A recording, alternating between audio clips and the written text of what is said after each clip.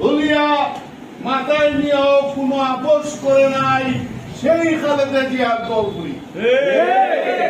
আমরা সেই লোকের দল করি যে লোক আজকে এই খালেদা জিয়া তার ছেলেটারে আনাইছে।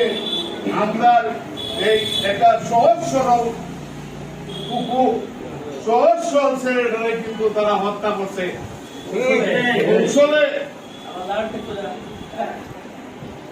ওই লোকের দল করে, তারেক জিয়ার দল করে, যে লোক এত জুলুম সহ্য করিয়াও আমাদেরকে নেতৃত্ব দিয়া এই দিন ফিরে আজকে সারা বাংলাদেশের মধ্যে একটা প্রধান দল হিসাবে প্রতিষ্ঠিত করছে। তার দল করি।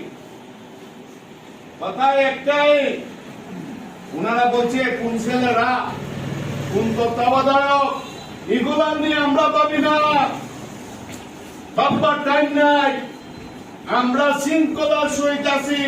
তারেক জিয়া যে দিন ডাক দিবে এটা বিএনপির হাতে হবে, বিএনপির পরে। আমরা বিশৃঙ্খলা করতে চাই না, তারা নিয়ে ভাববার টাইম আমরা নাই। আমরা যেদিন ঘোষণা আসবে সেই দিন এই সুনার ঘাটে আমরা অন্য কেউ অবস্থান করতে।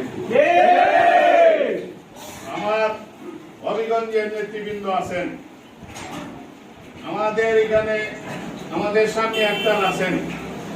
আমি আপনাদের কাছে, আপনাদের মাধ্যমে আমিও কেন্দ্রীয় নেতৃবৃন্দের কাছে আবেদন জানাই।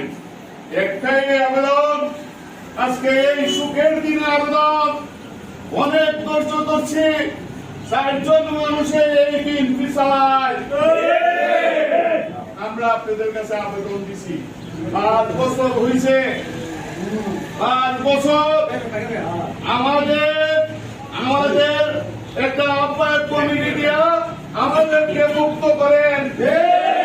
সোনারগাঁও বিএনপির কাঠি ভবিষ্যতে দেখতেছেন আমরা চাঁদাবাজ মুক্ত বিএনপি চাই। আমরা দুর্নীতিবাজ ২-৩ জন দুর্নীতিবাজের জন্য এই সোনারগাঁওয়ের বিএনপিকে তাদের কাছে আমরা চিহ্নি হইতে পারবো না। খরচের ভাগ যেন ভাঙে না যায়।